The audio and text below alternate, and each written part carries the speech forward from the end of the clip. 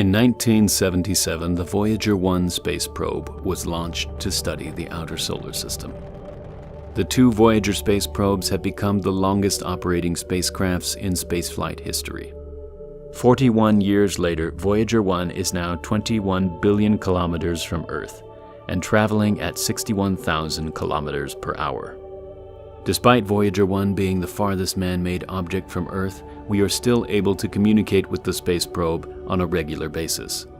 But how far can it go before we can no longer communicate with it? To answer this, we need to know how Voyager 1 receives and transmits data from 21 billion kilometers away.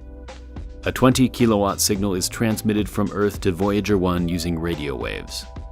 It takes almost 20 hours for the signal to reach the space probe, where its sensitive antenna picks up the signal. For comparison, it takes the rovers on Mars an average of just 15 minutes to send messages back to Earth. Voyager starts sending data back to Earth using a 20-watt signal. As it travels through space, the signal strength weakens, and by the time it reaches Earth, the signal is barely detectable. In order to communicate with objects that are this far away, it doesn't really matter how strong the signal is, as long as you have a receiver that is sensitive enough to pick it up. NASA uses the Deep Space Network, which consists of 3 antenna complexes equally spaced around the Earth. Each complex has a huge 70-meter antenna, along with multiple 34-meter antennae, which can be combined to pick up signals that are thousands of times weaker than your standard FM radio signal. The Deep Space Network spends several hours each day listening to faint signals from Voyager 1, and so far, it continues to talk back to us. Since our methods of detecting signals has improved drastically over the past 50 years, there isn't really a limit on how far we can communicate with objects in space. With our current technology, we could reliably communicate with objects that are many light years away from us, as long as our receivers are sensitive and accurate enough to pick up the extremely weak signals. As Voyager travels farther and farther away from Earth, it takes longer to send and receive signals.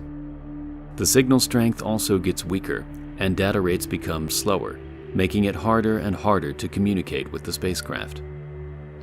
Voyager 1 will continue on its journey indefinitely, and although there is technically no limit to how far we can communicate, our communication with Voyager 1 only has a few years left.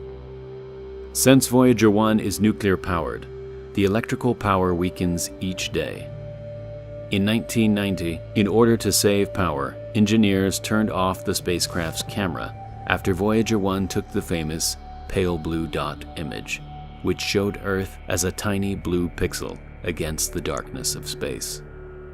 Today, only 4 out of the 11 scientific instruments on Voyager 1 are still active.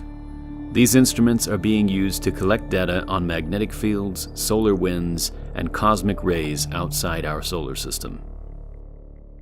In around 8 years, Voyager 1 will completely run out of power and will no longer be able to keep its instruments going. Scientists will continue to communicate with the space probe and receive the important information it gathers until it eventually sends its last bit of data and disappears silently into space, never to be heard from ever again. So although the end is near for the Voyager space probes, we can appreciate the incredible journey they have been on and the valuable science they have taught us. Thank you to the Primal Space patrons who helped to write and research each video. If you would like to contribute to Primal Space, please visit patreon.com/primalspace, where we will be doing a giveaway of a Saturn V Lego set once we reach 50 patrons. So make sure you're subscribed so you can join in the discussion as we continue to learn more about all things space. Thank you very much for watching, and I'll see you in the next video.